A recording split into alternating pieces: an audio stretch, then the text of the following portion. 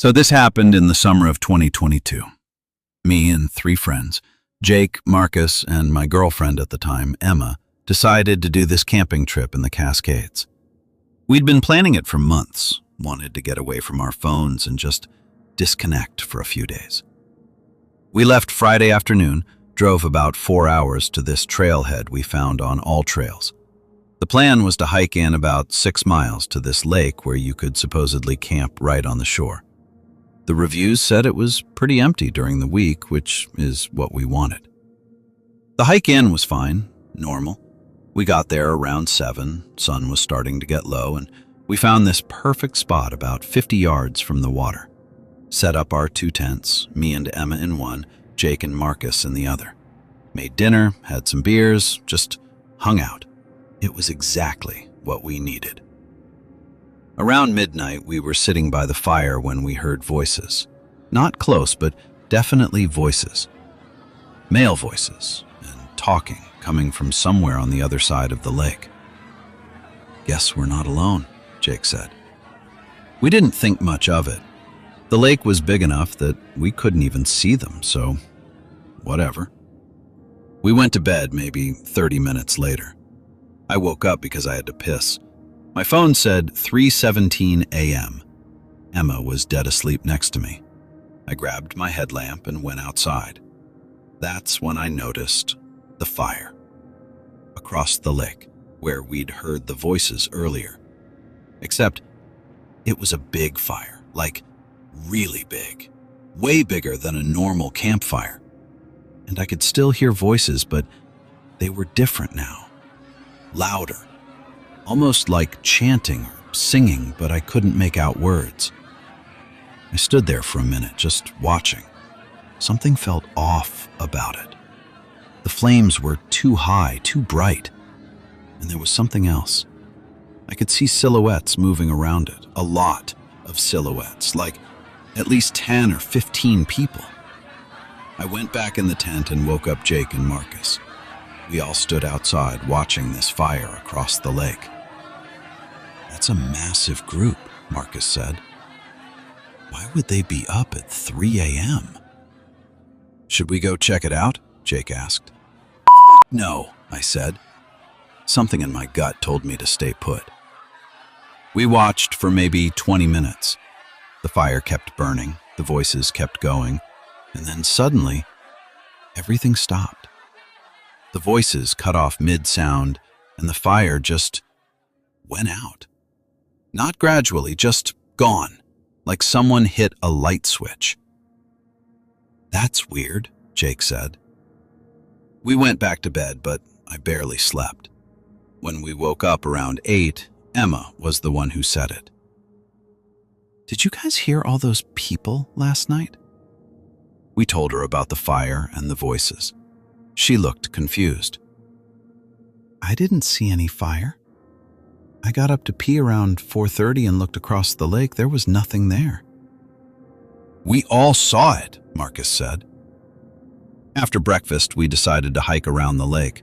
It took about 2 hours to get to the other side. We wanted to see where they'd been camping, figure out what that fire was about. Here's the thing. There was no campsite, no fire pit, no signs anyone had been there. The ground wasn't even disturbed. We searched for like an hour. Nothing. "Maybe it was further back in the trees?" Emma suggested. We looked, found nothing. No trails leading away from the lake, no trampled grass, no food wrappers, no shit buried in a hole. Nothing. Jake pulled out his phone to check the map. He'd downloaded the offline version of the area.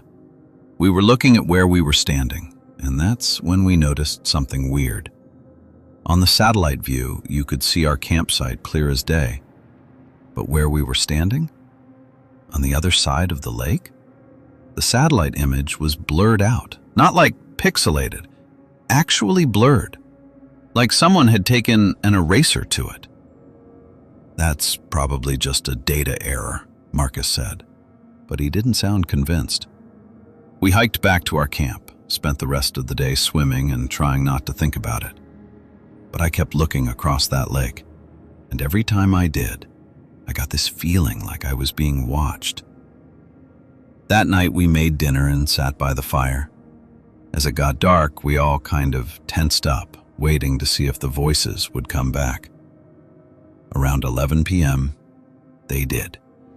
Same spot, same laughing and talking.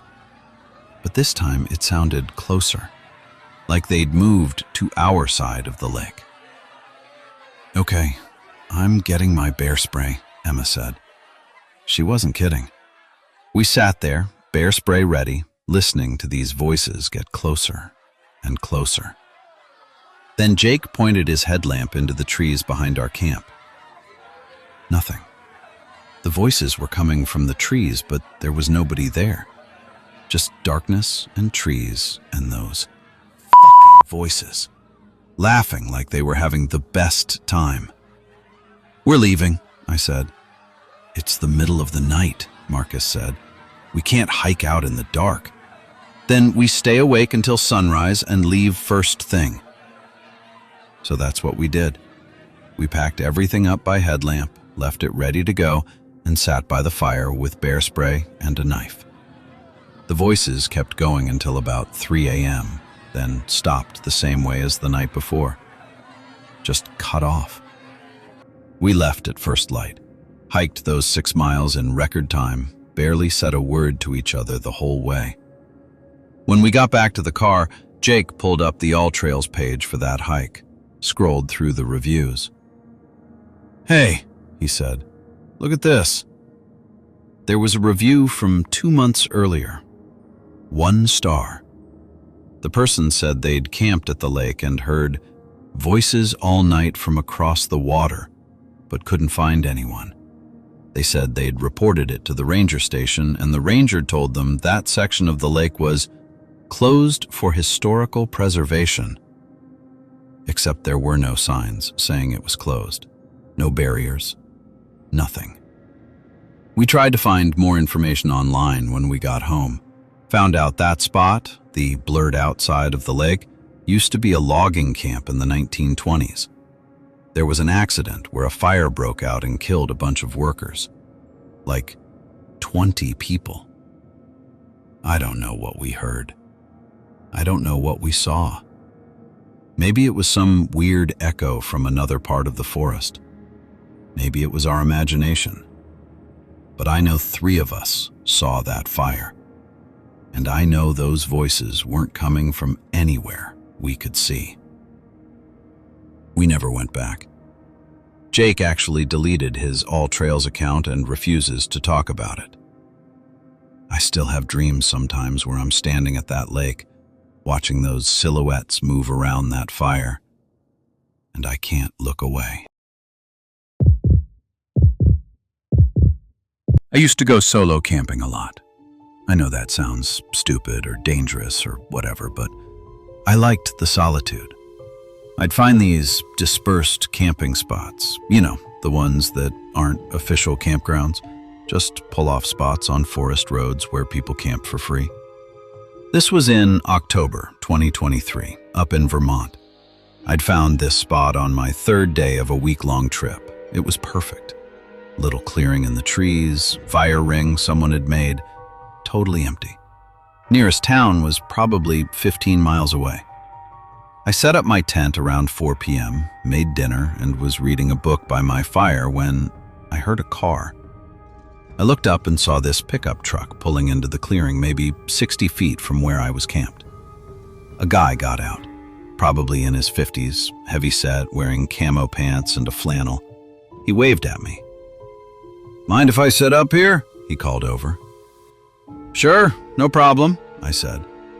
I mean, it wasn't my spot. Dispersed camping is first come, first serve, but it's also kind of an unwritten rule that if there's space, you share. He set up his tent pretty quickly.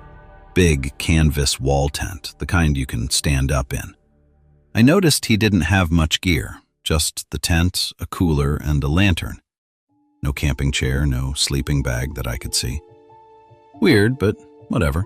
People camp different ways. He got his fire going, and we kind of nodded at each other a few times, but didn't really talk. I'm not much for forced conversation with strangers, and he seemed like he wanted to be alone too. Fine by me.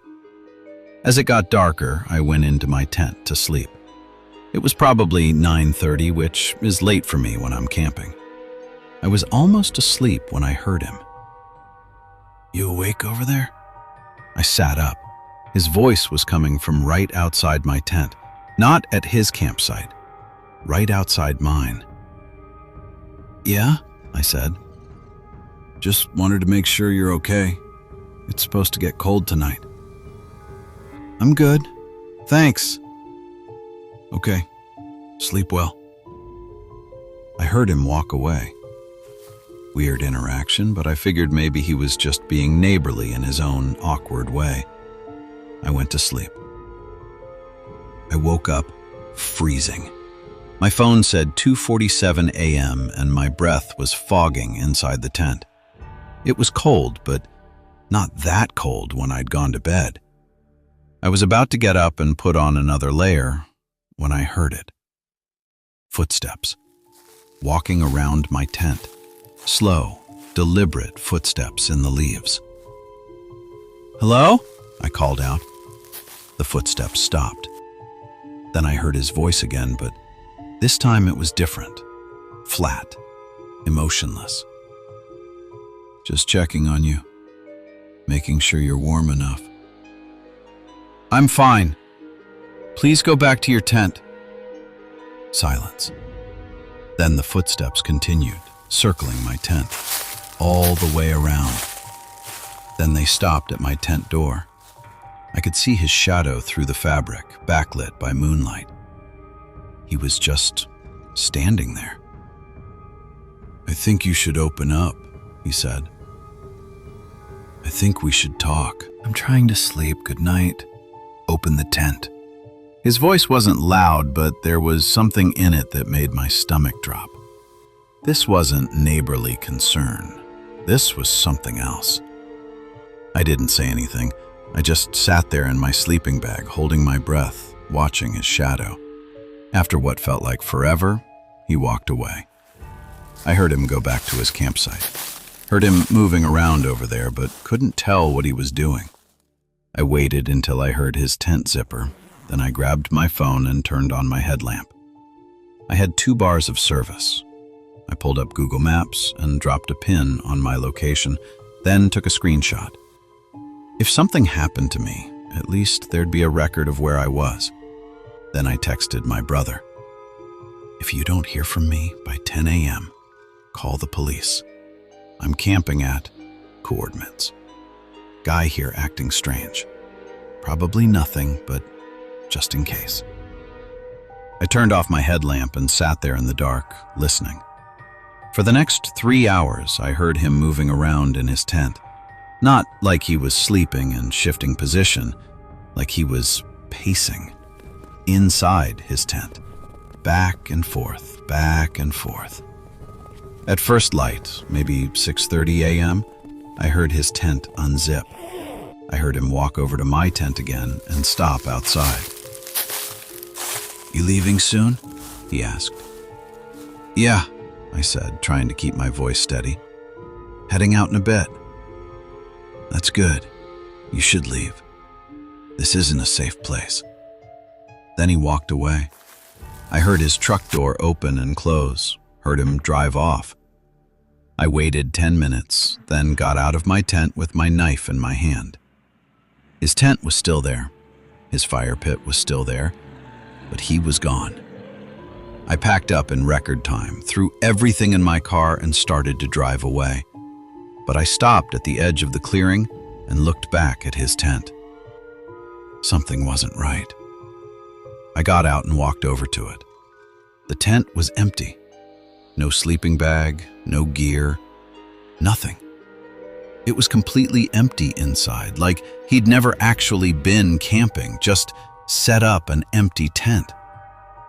But here's what really fucked me up.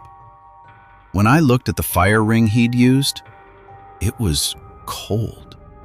Not like burned out a few hours ago cold. Stone cold. Like no fire had been there in days. I got in my car and drove straight home, cut my trip 3 days short. When I got home, I found a Vermont camping forum and searched for that location. Found a thread from a year earlier. Someone had posted asking if anyone knew about the guy in the canvas tent at that exact spot. Multiple people replied saying they'd had similar experiences. Guy shows up at night, sets up near you, acts strange, walks around your tent, always asks if you're leaving soon, says it's not safe. Nobody knew who he was. Nobody had ever gotten a clear look at him in daylight, and multiple people mentioned the same thing I'd noticed. His fire was always cold when they checked in the morning. One person on the forum said they'd talked to a ranger about it. The ranger apparently got quiet and said they'd had reports, but couldn't find anyone when they came out to check. The last post in the thread was from someone who said they'd camped there and heard the guy's voice outside their tent, but when they looked out, there was no tent set up where the voice was coming from. Just an empty spot and a cold fire ring. I still go camping, but I don't do solo trips anymore.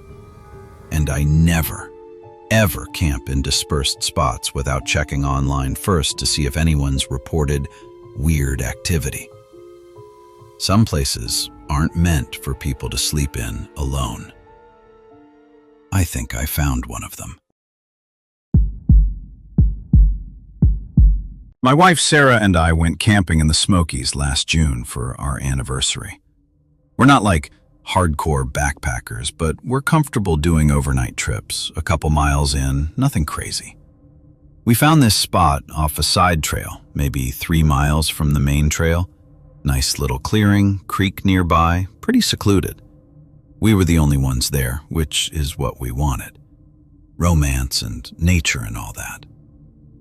First day was perfect. We hiked around, found a little waterfall, took photos. That night we cooked dinner over our camp stove and watched the stars. Sarah fell asleep around 10. I stayed up a bit later, reading by headlamp in the tent. I must have dozed off because I woke up to Sarah shaking me. "Do you hear that?" she whispered. I listened. At first, nothing. Then I heard it. This huffing sound, like something breathing heavy. It was close, maybe 20 feet from our tent. "Probably a deer," I said, but I didn't believe it. Didn't sound like a deer. "That's not a deer," Sarah said. The huffing continued. Then we heard footsteps. Not hooves, footsteps.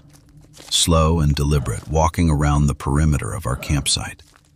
I grabbed my headlamp and unzipped the tent a few inches, pointed the light out. Nothing. Just trees and darkness. But the huffing was still there. And now it sounded like it was coming from right where my light was pointed. "Hello?" I called out. Felt stupid doing it, but what else do you say? The huffing stopped. Complete silence. Then we heard it move. Fast. Crashing through the underbrush away from our campsite. "What the fuck was that?" Sarah said. "I don't know. Maybe a bear? Bears don't walk like that."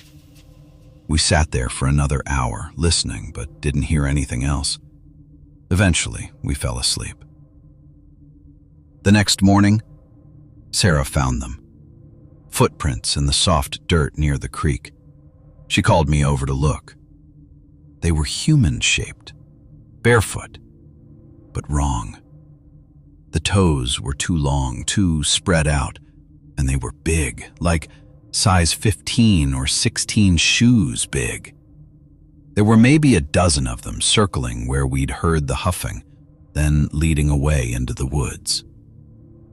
"Someone was fucking with us," I said. "Some asshole trying to scare campers." "Look at these," Sarah said, pointing. "They're deep, like really deep. Whoever made these was heavy, or pressing down really hard." I didn't want to think about it. We decided to pack up and hike back to the car. Neither of us said it, but we both wanted to leave. The hike back was fine at first, but about halfway, Sarah stopped. "Do you hear that?" she asked. That huffing sound. Behind us. Maybe 100 feet back on the trail. We started walking faster. The huffing kept pace with us, not getting closer, but not falling behind either. Just there, constant, following. "Should we run?" Sarah asked. "If we run and it chases us, we're fucked," I said. "Just keep walking. We're almost at the main trail." So we kept walking, and that thing kept following.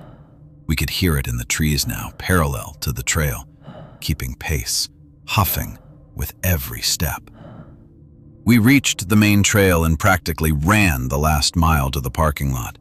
The huffing stopped once we got to the main trail, but I kept looking over my shoulder the whole way. We got to the car, threw our packs in, and Sarah started driving before I even had my door closed. Neither of us said a word for the first 30 minutes. Here's where it gets weirder. We got home that night. We live about 4 hours from the Smokies and tried to just forget about it. Ordered pizza, watched a movie, went to bed. I woke up at 3 a.m. to that huffing sound outside our bedroom window. I sat up, and Sarah was already awake, staring at the window. "Please tell me you hear that," she whispered. I nodded. We lived on the second floor of an apartment building. There was no balcony outside our window, nothing anyone could stand on. But that huffing was right there, like something was pressed against the glass. I got up and yanked the curtain open. Nothing. Just our reflection and the parking lot below. The huffing stopped. We didn't sleep the rest of the night. It happened again the next night. Same time, 3 a.m., same huffing sound. This time, I didn't open the curtain. We just lay there until it stopped on its own, maybe 10 minutes later. Third night, we heard it again, but this time it was at our front door. Huffing. Then 3 slow knocks. I grabbed a kitchen knife and looked through the peephole. The hallway was empty, but I could hear it right on the other side of the door. Breathing. "Who's there?" I called out. The huffing stopped. Silence. Then footsteps walking away down the hall. Heavy footsteps. I opened the door and looked out. The hallway was empty. I walked to the stairwell and looked down. Nobody. But on the carpet in front of our door, there were muddy footprints. The same ones we'd seen at the campsite. Long toes. Too big. Barefoot. We called the police. They came, took photos of the prints, looked around, said it was probably someone in the building messing with us, but they'd increase patrols. The prints led to the stairwell and just stopped. Halfway down the stairs. Like whatever made them had just vanished. It didn't come back after that. No more huffing, no more footsteps. Nothing. We moved 2 months later, told our landlord we got jobs in another state, but really, we just couldn't stay there anymore. Every night we'd lie awake, waiting for 3 a.m., waiting for that sound. I did some research before we moved, found some old Smoky Mountain folklore about something called a moonwalker, supposed to be some kind of creature that lives in the deep woods and follows people who camp in the wrong spots. The stories say it doesn't attack you in the woods. It follows you home, waits to see if you'll come back. I don't know if that's what we heard. I don't know what made those footprints. But I know we're never going camping in the Smokies again. And sometimes, late at night, when I'm falling asleep, I still think I hear it. That slow, deliberate huffing. Right outside whatever window I'm near. Sarah says I'm imagining it. She's probably right. But she doesn't sleep near windows anymore. And neither do I. Some things you bring home from the woods, and some things follow you there on their own.